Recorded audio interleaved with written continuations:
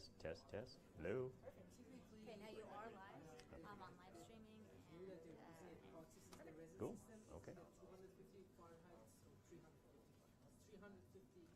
Oh, so much on that one. Yeah. So thank you all for coming here today. We really appreciate it. This is part of our Fun Fridays, our fundamentals for Startup Fridays. We bring in a speaker for the noon hour from the outside world who's an expert. Today we have Scott Hillman, who's an expert in product design.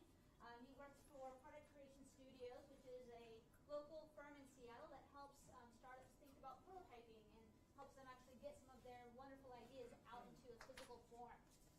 So we have Scott today from noon to 1, and then from 1 to 2 we have the Entrepreneurial Law Clinic coming in as well today to help us kind of talk about the financial statements and how to read them.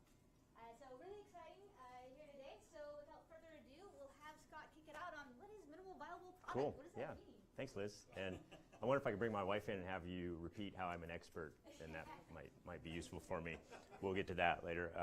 So yeah, I was asked to do minimum viable product, and I'm going to talk about that. My background, as she mentioned, I co-founded a company called Product Creation Studio. Before that, graduated from this fine institution, the Mechanical Engineering Department, PhD there, as well as all the other degrees leading up to that. So I'm a Husky alum and also a proud product developer, which goes beyond a given discipline into a bunch of other disciplines, and we'll talk a little bit about that. So what I'm going to talk about today from the outset is failure.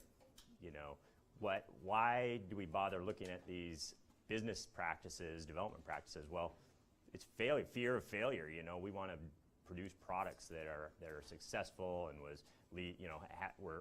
were developed through good use of time. So we made good use of our training and our effort and our time and attention on this earth, and we don't want to fail.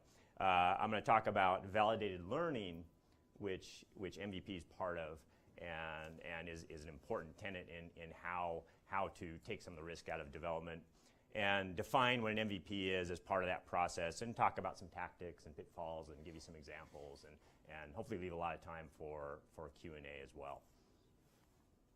So I want you to imagine that there's a market opportunity out there, and you guys have a shot at addressing that. You've got the money, you've got time to work on it, and you've got some tools to develop. You've got your CAD tools, whatever your electronics, whatever your system is. You put all these things together, these smart people, and develop your product, and it fails. Has anybody had that or is worried about that type of scenario happening if you're a startup? By the way, how many people are in a startup out here right now? Oh my gosh, yeah, a lot, most. Okay, so when you're thinking about your development path and trajectory, are you worried about failure? Yeah. Okay, so what we want to avoid, and what I've seen, is a lot of groups make this steady progress towards failure, and my own experience in this, which I'll share, is coming out of school. This was like 97, 98. I had my dream job. I got to work on a robotics project, which is just, if you're a mechanical engineer with electrical leaning, this is the dream thing, you know. Robotic system to basically move a suction robot around on an airframe to do maintenance scans, and so this thing was going to change the way that the aircraft would be taken care of when they're on the ground. My robots were going to be running over every aircraft in the world, making sure they were safe to fly. So super exciting. SBIR grant, phase 1. So we had a short timeline, but we had time and we had tools, and we had a date that, hey, we're going to have to demonstrate so we can keep this momentum going, show progress, and get onto that phase 2. What happened? Became the nightmare. So get to Albuquerque, which, if some of you know, is significantly higher than sea level. We lost about 20% of our suction right there. The contest was conducted at an aircraft boneyard where the metal on the airframes was so pitted and seamed and just irregular that we just couldn't get any traction or any suction on for the robot. So I look back and, of course, felt horrible about this for a lot of reasons. But as I thought back, it's like, boy, we had spent a lot of time on a navigation system for this product. That navigation system didn't matter a lick, right? The time we spent in that was essentially a total waste of time because we got to evaluation day with a system and that couldn't even adhere to the aircraft in the first place. So this was an expensive way to learn. Sure, we walked out of there knowing a lot more about how to go forward and make this robot work, but I was out of time and out of budget, and that's what we wanted to avoid. So what I learned is learning during the buy-off is bad. Learning during the process is good. And what we need is to move this part where it's like, aha, now I get it. We need to move that forward in time, away from the risky bits where we're trying to prove that, hey, we're onto something. And we need to move that forward to a time when we have control of that experience and can build off of it. And that's what a framework that comes out of been presented by the lean startup philosophy of validated learning. So all that means is you're validating what you're learning from your target customer, from your end customer, or for bigger projects, from your next stage where you're going to launch into success. You got to learn about what's going to happen, how you're going to be evaluated, and it's basically done in this process, which we'll get into, where you build, measure, and learn is going to be the framework we'll talk about. So where does an MVP fit into this thing? And there's Eric Rice is the author of at least one book, the Lean Startup, and you'll see him talk about this quite a bit. Eric's got his definition there, which you'll see is all about getting validated learning for the minimum amount of effort and work. And what I say about it is build that thing that lets you test your assumptions fast. And that's the key takeaway for this type of process, because it's about getting to that learning efficiently so that you can modify, pivot if you have to, and figure out what the high priority risks are. So again, you kind of have a choice here in your product development path, where you're going to get validated learning one way or another. I was going to get validated learning in my robot project, whether I wanted it or not at a given time. But you can choose to bring that forward to a point when you have control of it, and you can choose to have more of those learning experiences to better hone your product to the market. And what I want to do is avoid the feature complete fallacy, where, like in my example, God, we had to get the navigation system tuned up right. So we had an electrical engineer, a firmware engineer working on that code for months when it never really saw the light of day. So we want to look at ways where we can prove, get that validated learning with less investment. And so it's all about, again, test assumptions and reduce the uncertainty. And uncertainty is really kind of the bugaboo of the startup world, right? I call it the startup deception. So who's competed in a business plan or put a business plan together, and what's one element of a business plan? When you put your business plan together, you're trying to bring clarity, right, to a problem? Yeah, so you have this weird problem where you're discounting cash flows that you have no idea about. Right, and so you're making all these assumptions behind the scenes, but you're standing behind them and saying, this is our model, we believe this will happen, so you can have faith that when you put your money in, you're going to get this output and it's going to be awesome, right?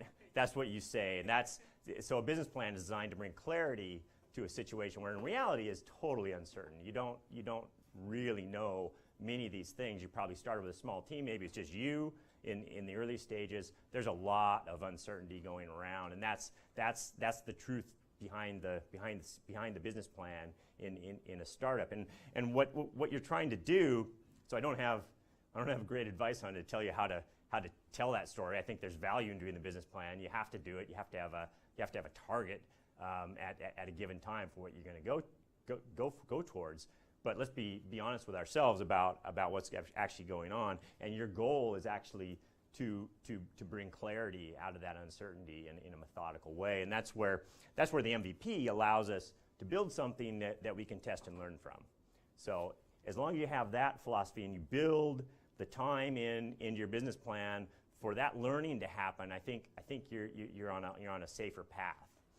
So we need to get a framework for getting to this truthfulness.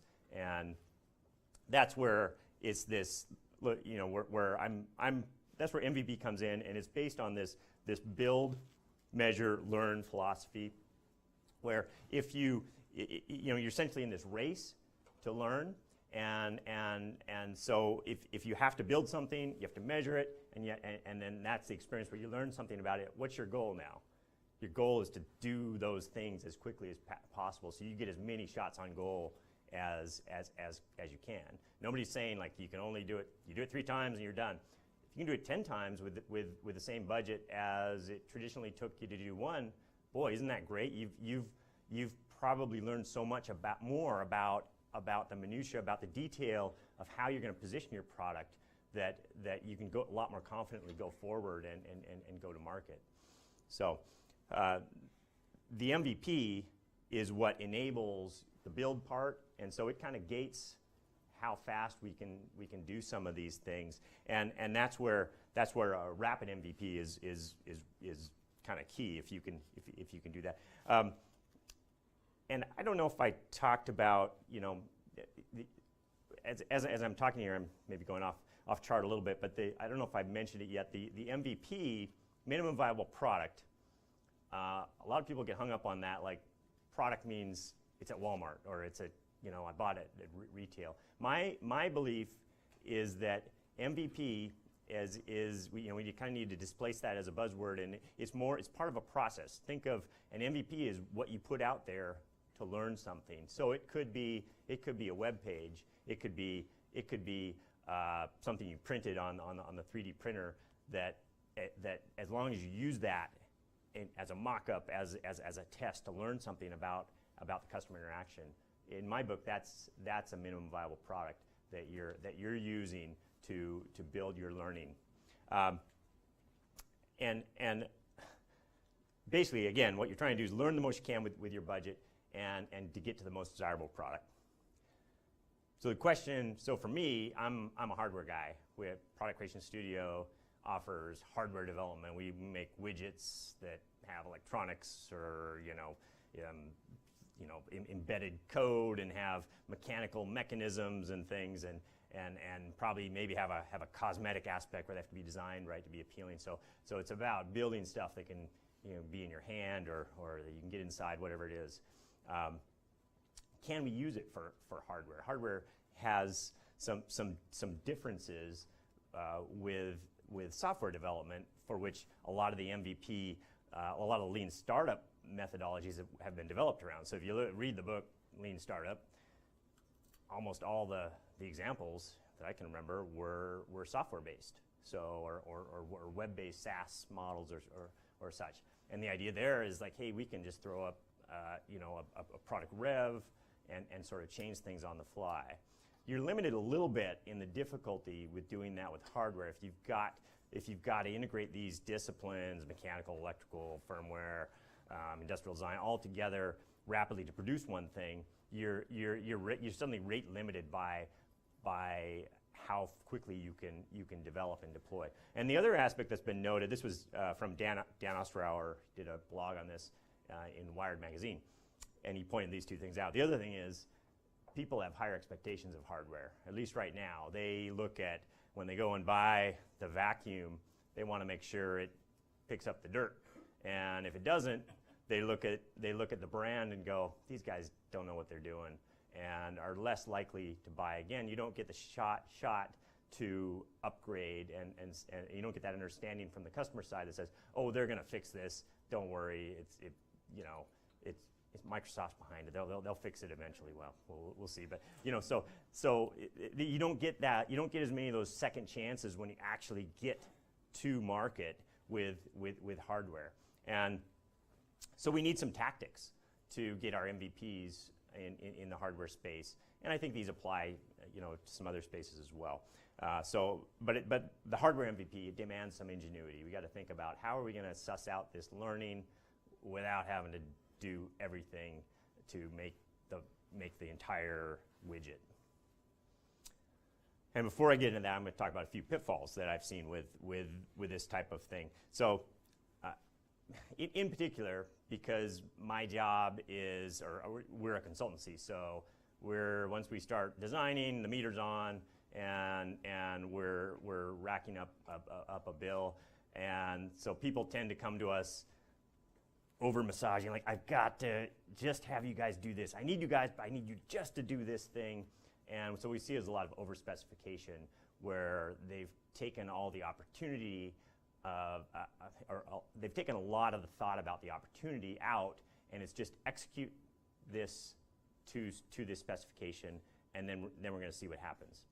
Now, that's okay if they understand, the customer understands within this metric of build, measure, learn, that we're just doing the build to their assumptions, and then it's their job to come back through the iteration. That's fine. But what I see a lot is highly detailed specifications, and then we're going to market. And so you want to be careful about that. If you're hiring, or if you're bringing in using design talent, you're bringing more brains to the party. Maybe think about where you want their thinking to come into the puzzle. Have you really solved everything about the product user interaction, or is there something that more people could bring to the table? So be careful of over specifying. Also, I hear the term a lot, like, we're going to bring an MVP to market. We're doing an MVP product. And while this I get the sense, but I think when we go back to the lean startup principles, it's really a misuse of the term. I think it's better to think of MVPs as whatever those things are that let you get to the learning, not the end product that you're just stripping features out of. You want to launch an awesome product, right? But you want to do so successfully. You want to use those MVPs to get to that awesome product. So, and then be careful the voice of the customer at certain phases in your design.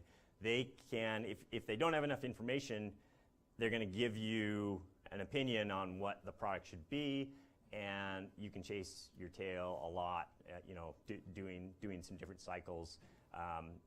But do watch what they do. It's more important to observe what they do. They complain, but they'll buy your product anyway. Well, that tells you something about the customer, and so be careful of these things. These things can just derail your build, measure, learn cycle, slow it down, or knock it off track, and so you want to be wary of those. So my 4 insights into this process: test value proposition, and look at user insights, use prototyping, and use this is another concept. Use a development kit philosophy, which I'll go into in a minute. So these are kind of 4 strategies I'm going to go into a little bit deeper that can tactically get you some learning without doing the full, take it all the way to market in a hardware scenario. So the value proposition is kind of the heart of any business pitch, right? You're like, there's a value proposition here. It means that bringing value to the customer, and this is why they're going to want to pay me money for my product or service. And we fall into a trap of especially for an inventor type coming from the other end, the technology, the implementation, whatever it is. We come at it from thinking, wow, I've got the next thing, and people are just going to knock down my door to come get it. Why not test the value proposition? If don't let integration of the display and the wireless technology and some other features gate you learning if people even want your product in the first place. So this example was it's called the Groove Watch. Our team put this together on a conceptual basis. We did do some thinking about what would go under the hood to make sure it was feasible to produce this product and how the system would come together. But really what we did is produce a lot of pretty pictures of what the product would be and think about the user interaction, what the app would do without ever actually building the app or building the watch. And this allowed them to put this up on a crowdfunding site and get real feedback. And at the time, they were launching it right when the Apple Watch was about to launch. They didn't get very good feedback. They got like, boy, this is kind of cool design. I like the band, but why would I buy this again? So that was incredibly valuable for them. They spent a fraction of the cost that it would take to produce an entire wearable device and bring that to market to learn that, boy, they didn't have the right feature set. So you can use crowdfunding campaigns. Got to be careful about what you're saying you have, but you can use a smoke test. Is when you put up a page and say, hey, this is what we're doing. It's going to be a cool solution. Are you interested? Pre-orders, we think we're going to have product such and such. And if you get interest, you get people actually pre-ordering. Hopefully you can contact them and actually learn, like, well, what was it about my value proposition that resonated? That information, that's key learning that you can bring to the table when you actually do develop the product. So the idea is ask the world first if they want what you're gonna build. And okay, another tech, and I go to this because this is something a firm like mine can really help with. It's getting user insights through some specific research on what the user needs are. And our company's great at like looking at, well, what's the user journey? What are their needs? What are their environment? What are the other things they like, the competitive landscape, and then mapping this all out in basically on paper, where it's like, this is the world you're gonna be in. This is the product. This is how people are going to use it from a workflow, and we can look at all that conceptually from paper on digital images, and that can be circulated around. And then it's up to you to be clever about how to use that collateral to learn something and validate your actual go-to-market strategy. And again, the key is that you're doing it on paper before you're spending a ton of money on developing the hardware, and I think that's the key takeaway.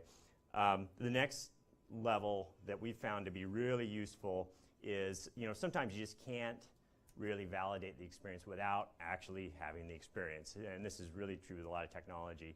So the experience prototype is when we build something to do exactly what it's supposed to do and validate that people would actually want to engage with this product. Now the key is that this is not on the roadmap. This is not a step towards manufacturing. This is, can we buy that Arduino? Can we buy the strip of lights, LEDs that's already available from some vendor and put it together in a printed case that makes it look pretty much like we wanted. So this was a group, the images I have was a group down in the Bay Area that was doing a concept for a wirelessly enabled product that would have light and would interact with the user through some capacitive sensing. And we went through several iterations of them. All were these short sprints where they would come and we'd workshop, what's the product like? And then quickly encapsulate it in some technology. And then they would take it and actually give it to potential users for a week to live with. And again, it turned out like, hey, they couldn't find a valid enough use case, but they spent maybe $100,000 total instead of the $2 million it would take to bring it to a Walmart or something. So again, this is about let them try it first and see if the experience you're trying to bring is actually valid. And then this one is just something that I've seen and talked about. So development kit strategy, and I bring it up because I'm at the University of Washington. My guess is, like, how many people are doing technology? Would you call it technology platform? Could be used in multiple applications, and maybe I see a couple hands. And maybe one of your big problems is which application is the go-to thing that's gonna get you to market and get you this great success, right? So building a development kit sometimes is, or almost all the time, is a lot less money than a refined product. Taking that step and then offering it on a business-to-business platform kind of gives you that ability for a low budget to suss out, is there a market pull? Are there developers out there looking for this technology, that's packaged and ready to deploy? And that's I think is, you have to step in that knowing that you're probably moving your company towards a licensing model down the road. What you're hoping is one of these applications blows up and they're using your technology, and it's like, yeah, give us, what does it take so you guys build that part and we'll build the rest. But a much lower investment for a technology-focused group. So I think it was appropriate to bring that up as something to think about as you're planning out your market. And the idea is reduce the product realization risk. You know, you didn't have to. We did this product for a company that was doing Bluetooth technologies. They try to package up Bluetooth modules that make it easy for folks, like, you know, just to implement. And so if they can, and this was the medical device world, so they wanted a medical device dev kit that would allow the people to see, hey, it's really easy to use Connect Blue's technology in our product, and we can try it out and prove it in a day. Okay, a few other examples. I don't know how I'm doing on time. Okay, I guess. Awesome. A few other examples I have to go through. This was a project we worked on last summer with Dr. Pierre Murad from, he's here at the Department of Neurology, but then also runs the Department of Engineering and Math up at UW Bothell. The guy's a real sharp guy, inventor, innovator, as well as an educator. He brought this challenge. I can't go into exactly what it was supposed to do, but the idea was you're supposed to support a couple of sensors on the head in a couple of locations during a surgical procedure. And so we went through a number of processes, and this is kind of like a backup for the experience prototype. Like, how quickly can you do this to learn something about the space? Here, when we started this project, there were a bunch of assumptions about how you could support these sensors, but to move from conjecture to, well, let's test that idea, required to build something. But instead of detailed CAD and hours of printing, and why not use pool noodles and wire and strapping and duct tape to put that together? So I think this was a valuable, at the time, these were 4 MVPs that we put together to test an idea. I think that kind of exploration is a fundamental. So it's important. The big point is, these are actually MVPs to some degree. At the time, we wanted to put these out to learn something, and then once you do, you get to explore the space on a budget. Now we can find, with a little more confidence, go, well, the team, and which included some expert folks in that industry, key opinion leaders. Team seemed to like this strategy, so now let's make a new MVP with a little more refinement.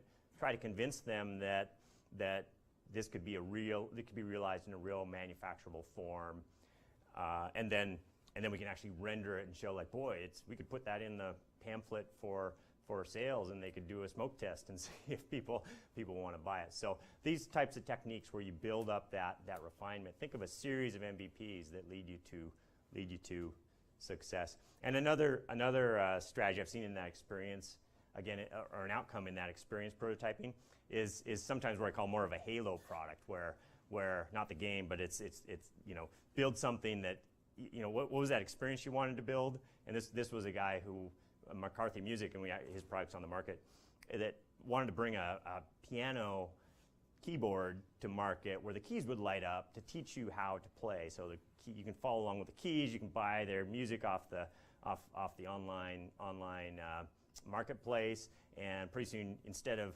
learning by chopsticks and kind of rote, you're learning by following the lights to play your favorite song. So kind of cool idea. But he was like, well, let's build me something I can better test that we can even put enough light output in the daylight conditions. Will people really engage with this? How much light is enough? How much, what really will make this product tick? And so we build a product where you can see some of the detail, like aluminum end caps are machined, and there was probably like 500 watts into thousands of LEDs to make this thing just crazy bright, so that we didn't get to this test and say, well, people didn't like it, but that's just because we don't have enough brightness. It's like, no, we can turn up the brightness so we sear their retinas. We'll know what level actually works. And so to some degree, like if there's an experience you want to test, make sure you got the gumption under the hood to test it, and so don't have too many, because you can take this false consensus of like, well, once we fix that feature, it'll be better. Once we fix that feature, it'll be better. And you keep moving towards this perfection that never actually results in anything. So if there's something, if you have a theory that the forcing function is driven by this variable, hey, give yourself the ability to slide that variable a long ways. And that was the idea here.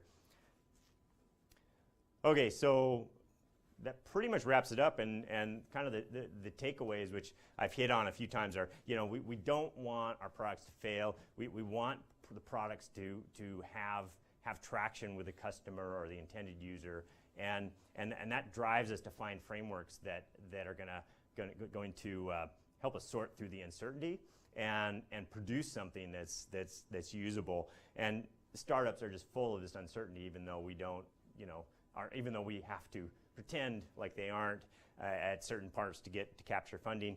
And the framework I'm suggesting here, that's suggested by the lean startup process, is the build something, measure, and learn from that experience. And it's the learning that is gating your progress, not how much hours you spent on CAD or on software, whatever it was. And these MVPs allow you to get that learning. And then just the last thought is again, you're trying to launch this awesome product, right? And so get your paradigm in your mind. You're trying to launch an awesome product. Use the MVPs as a tool to build that awesome product.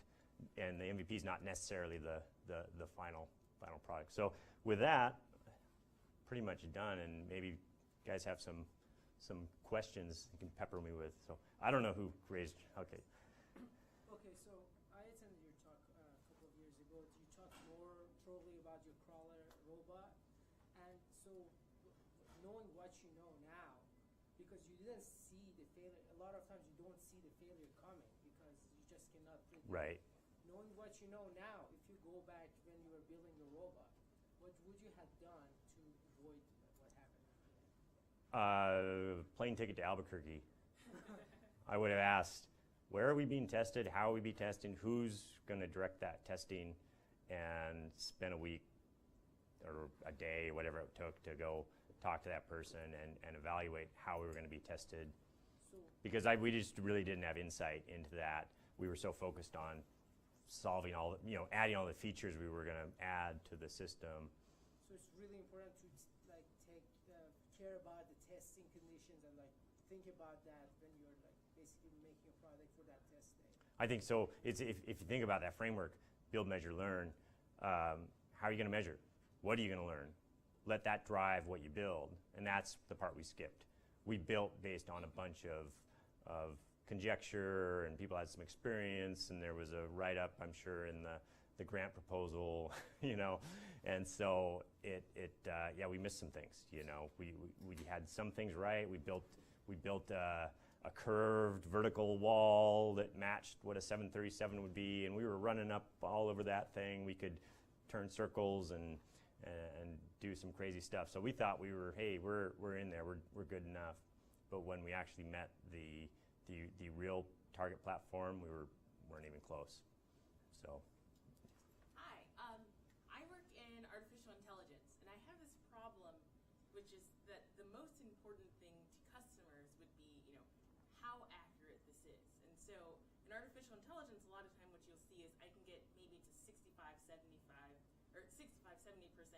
accuracy with my prediction, but the rest of that pain to get to 90% is, it takes a long time. It's all slogging.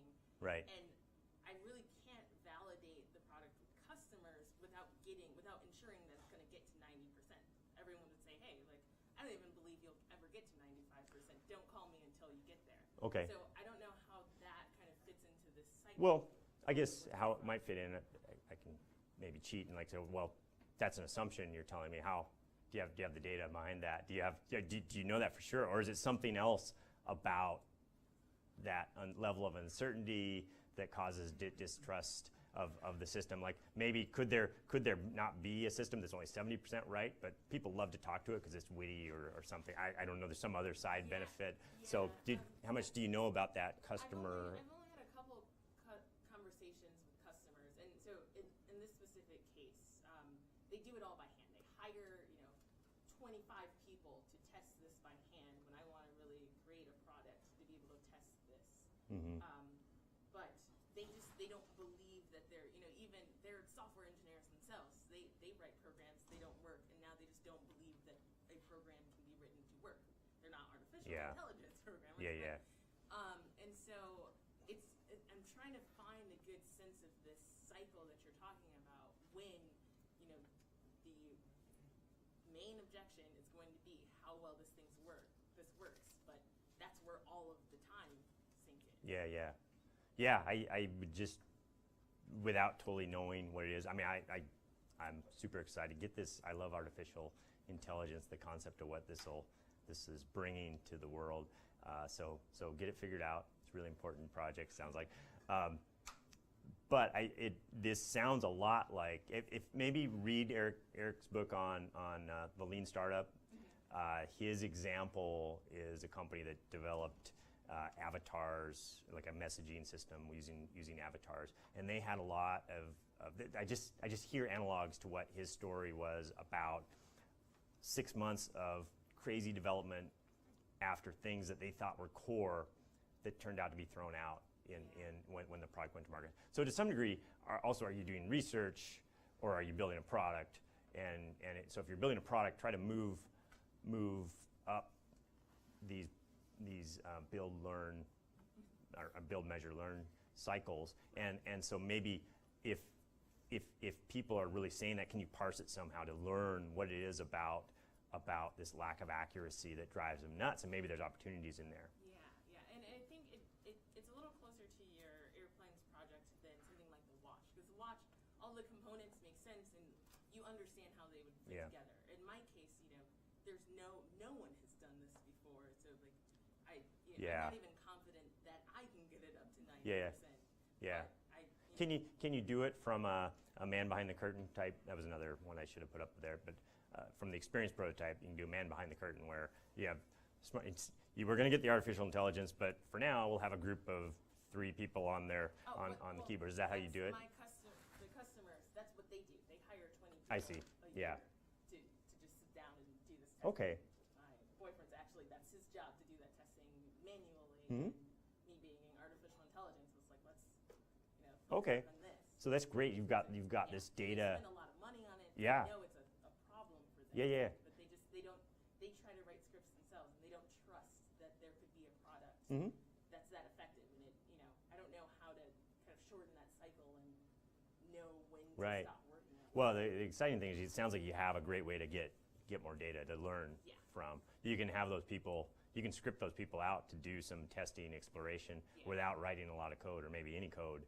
Maybe you can learn something about the space, like, hey, if you all add some uncertainty to those questions you're responding to. Okay.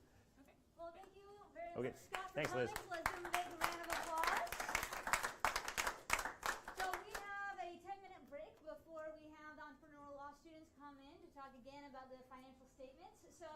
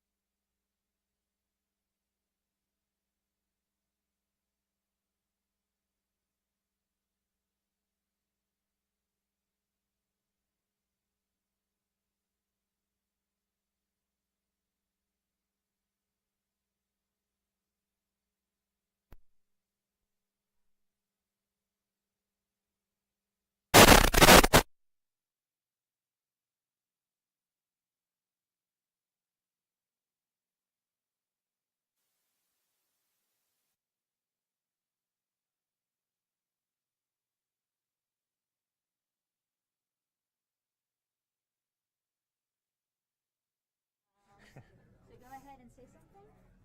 Go ahead. Test. Perfect. Testing, testing. Perfect.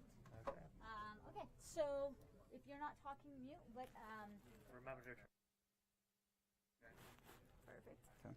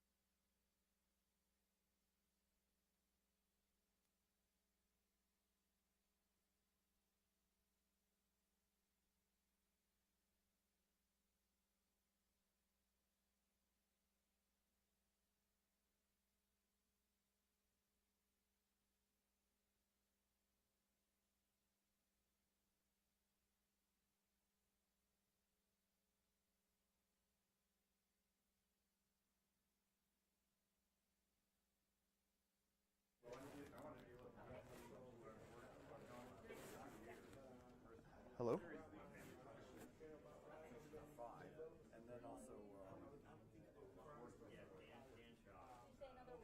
Hello? Yes, I've had someone I know it.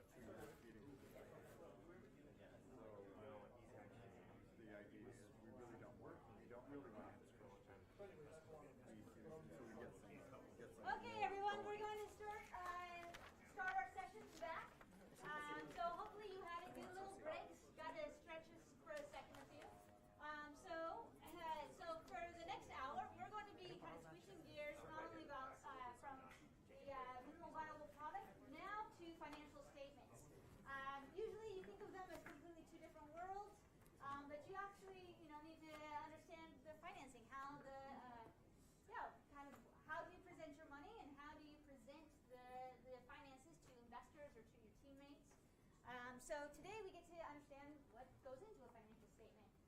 We have two awesome lawyers or students, law students from the Entrepreneurial Law School to talk to us.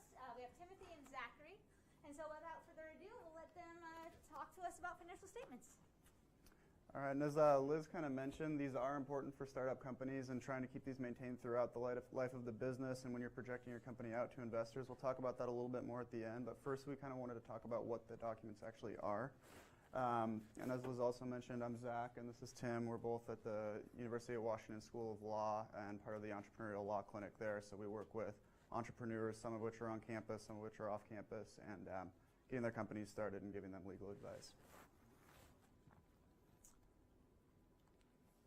So the primary topics that we're going to be covering today are we're going to look at the major documents, balance sheets, income statements, cash flows, and capitalization tables.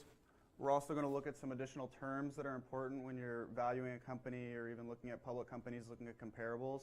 And then we're going to look at some practical tips as well for when you're dealing with your financial statements in your company. So the balance sheet. The balance sheet is going to be a document that's going to show you what your business owns and what it owes on two different sides of it. So it's going to have your assets on one side and your liabilities on another. The difference between the assets and the liability is going to be the owner's equity in the company, which is an important number for anybody who's starting a business. If you think about it, kind of the income statement that we're going to look at next, if you think about it in terms of grades, is kind of like your grade on an exam is going to be your income, or it's going to be your balance sheet. So it's going to be kind of a moment in time number that's going to show you kind of where you're at and what your company has and owes. And so this is an example of a balance sheet here, or at least the top portion of one. This is going to be the asset half of the balance sheet. You're going to be able to see here, it's going to list your assets. You're going to have current assets, which are assets that you can turn into cash within the current year. So it's going to have your cash, it's going to have like easily marketable stocks that your company owns, and all kinds of other expenses. We don't really have time to go in depth to what all those numbers look like, but if anybody has any questions about what any of the specific numbers or any of the specific categories are, let us know. Plant, property, and equipment is going to be kind of more long-term, non-current assets, things that your company owns, kind of physical property and kind of long-term assets that you're not actually going to be selling, but that your company has kind of for operations. And then other assets is going to have other intangible items, like you're going to want to value what your company is, what your goodwill is worth, like what your name is worth, what you think your idea, different ideas are worth, and things like that. So this is the asset portion. Typically, it's going to be in one of two ways. You're going to have your liabilities normally here on the left-hand side, so you're going to be able to see these two numbers kind of side by side. Sometimes you'll see the liabilities down here below, so it'll be kind of a top-bottom comparison. But this is generally what the at least top half or left half of the balance sheet is going to look like. The next is the income statement, which is going to show the sales that your company generates over a period of time. And that can be really any period of time that you want to evaluate, be it a month, year-to-date, quarterly. Those are going to be kind of the standard ones, but you can really do it for any period of time. And it's going to look at really the cost incurred in making profits and then what those eventual profits are that you make. And so as I kind of related it to grades on the balance sheet, the income statement is going to be kind of like your cumulative GPA, kind of like your report card GPA. It's going to be over a period of time reflecting all those different kind of milestones that are on your balance sheet. There's different forms of different accounting mechanisms that you can use to evaluate what your kind of final numbers are going to look like on your income statement. And one thing about accounting, I'm not an accountant, but it's kind of an art form as opposed to a science. There's different ways that you can depreciate assets. There's different ways that you can book certain values. There's different timing mechanisms that you can use. And so these are going to be things that you're going to talk about with your accountant. But those are going to kind of relate to different forms of profit. There's kind of, your net profits, which are just going to be kind of everything that you make versus everything that you spend, and then what you have left over that. You're going to have your EBIT, which is going to be your profits before interest and taxes. And so that's going to eliminate a couple of the variables that you have, and some people think that it gives you it tends to give you a different picture of the company without kind of taxes, which aren't actually something that is going to be involved in your day-to-day operations. And the same with EBITDA. It's going to be before interest, taxes, depreciation, and amortization. And so that's going to really what it's trying to do is really eliminate some of the discretionary accounting practices and mechanisms that you're going to be using to track these numbers. So it's trying to get at a little bit truer value of what your actual company's income looks like. And so this is an example of an income statement right here. So it's going to be, again, it's going to be the top portion of the income statement with your all kinds of different numbers based on your net sales, costs of sales, gross margin, and then your different operating expenses and things here. So down here you're going to get to your net income, and then you can use the net income per common share, which we're going to talk about a little bit later as a possible mechanism of valuing your company. This is an important financial statement because it allows you to make a lot of business decisions. It allows you to make a lot of business projections. It shows different trends in your company, comparing it over different periods. You can see, what kind of employees you might need for certain aspects of your business and things like that. So it's a really good projection and kind of planning mechanism for your business. Next is a cash flow statement. So this is really, as we looked at EBIT and EBITDA as different ways to minimize different accounting practices, the cash flow statement is really the ideal manifestation of that. It's strictly looking at the amount of cash that comes into your company versus the amount of cash that's going out of your company. And it's going to be different from profit because profit you're going to be looking at over a period of time. You're going to take into consideration things like accounts receivables and different things that are, payments that you have coming in the future, different contracts that you have that you're owing folks in the future. Well, this is just going to look at the actual when cash changes hands. So it's going to really be beneficial in measuring how you're turning cash into profit in your company, and also to show you how much cash you have in your company, because anytime you have a business, you are going to need to be really aware of the amount of cash you have on hand to be able to make different business decisions and things like that.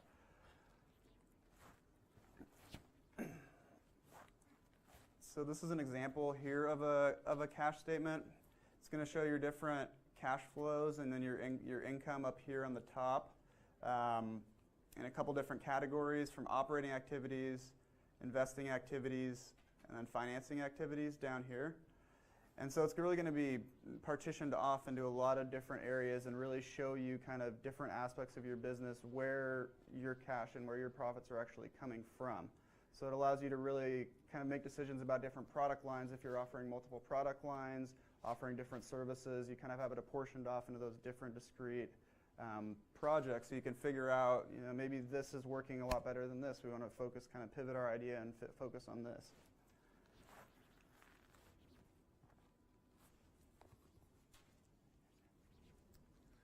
Okay, so the next document that we're going to look at is a capitalization table. And so a cap table is going to summarize basically who owns a stake in the company, who has equity in the company. And so this is really important for a lot of startups because it's going to tell you sort of, number one, how much your company is worth, number two, how much each individual owns in the company. And it's also important because having an option pool or basically an incentive to attract employees to come to your company, because a lot of startups, right, they don't have as much money as, say, public companies or larger companies. And so the way that they attract top talent is to say, hey, you could come here, basically get sweat equity in the company, which has the potential to take off. So it's a different form of incentive than just a base salary for an employee who might be paid less than if they went to, say, a well-established company. And it's also important because it's going to tell you the number of authorized and issued shares in a company. And the number of authorized shares is basically the total number of shares that the company is allowed to issue. And so this is very important because you can never go over that number. There's a maximum to how much that the company can issue unless they basically make an update to their articles of incorporation. And so we've got a example here. And so there's a lot of different types of stocks. So usually you're going to have common stock, which is owned by founders and employees down here. And there's also going to be Series A, Series B, Series C stock, which is usually preferred stock that investors are going to hold. So in this example, there's a set of 5 investors. They've all got some preferred stock. And there's also 2 founders with some common stock. And then also an option pool here with some shares already granted but not vested in the founders or other employees, as well as additional shares that are available to use as incentives for future employees. And so what's important here is to make sure all the numbers match up so that you know exactly how many total shares are in the company, who owns them, and that everything is accounted for. This is important as you're going down the line because when you go, when your startup is ready to solicit investors,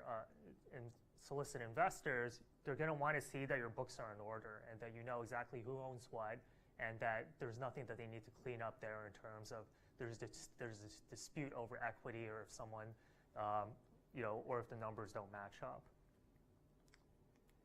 And so there's some additional miscellaneous terms that we wanted to cover that are sort of helpful indicators for you to understand the health of a company. So first is a profit to earnings ratio. It's often called a PE ratio. You can see this in a lot of public companies.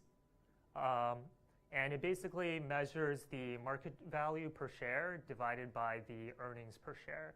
And it basically shows how much investors are willing to pay for every dollar of earnings. And so a common PE ratio for mature companies that, publicly listed companies like Microsoft is around like 15 to 20. And basically the higher the PE ratio, it means that there's more of a premium that investors are willing to pay for the shares. And it basically, oftentimes that's correlated with potential growth as well. So higher numbers often indicate that investors see a lot more potential in a particular field or a particular company. So the second term is earnings per share. And so that's net income, which we talked about earlier, subtracted by the amount of dividends that are distributed per share, divided by the average price per outstanding share. And so that's basically telling you how much, if you divided up the earnings for each share, how much each investor would get. And the last term is market capitalization. This is pretty straightforward. It's basically the total value of a company. So you take the total number of outstanding shares that have been issued and you multiply it by the market price for each share. And so sort of tying it all together, some practical advice that we'd like to give you guys as for startups is that try to keep track of everything from the very beginning. So for example, like making sure that you keep track of the equity, making sure you keep track of your cash flow, making sure you keep track of all of your assets and liabilities. Because if you lose track of these things, you may think that you have more money on hand than you really do, or that you have more assets than you really do. And when you go to solicit investors, it may come back to haunt you, because then you're going to have to go back and clean these things up, or you're going to go and have to hire an attorney to figure out, okay, how do I deal with this employment contract that wasn't drafted properly? Another practical advice is that a lot of these documents end up having a lot of footnotes. And I know that there's a tendency, for all of us to just go and say, oh, there's just some footnotes, it's not important. But actually, in a lot of these financial documents, a lot of the important details are going to be found in those footnotes. So you're going to want to make sure you read through those, because a lot of the times you may find information in there that's buried in a footnote that ends up being really problematic. And so it's really important that you understand what's in each of those footnotes and what's actually in there. Because a lot of the balance sheets are going to look very similar.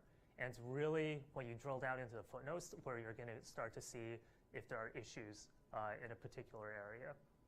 And finally, from a competitive perspective, for public companies, a lot of this information is online or available in earnings reports. And so it can often serve as a good indicator to compare yourself against other public companies in the same sector to see sort of where they're at and what investors are expecting of those companies, because a lot of those expectations may apply to you guys as well as startups. So I think with that, we are pretty much finished with our presentation. So just again, Zach and I are students at the University of Washington Entrepreneurial Law Clinic, and we're happy to take any questions you might have. Sure. Is IP considered asset? Yeah, so IP is considered a kind of intangible asset. So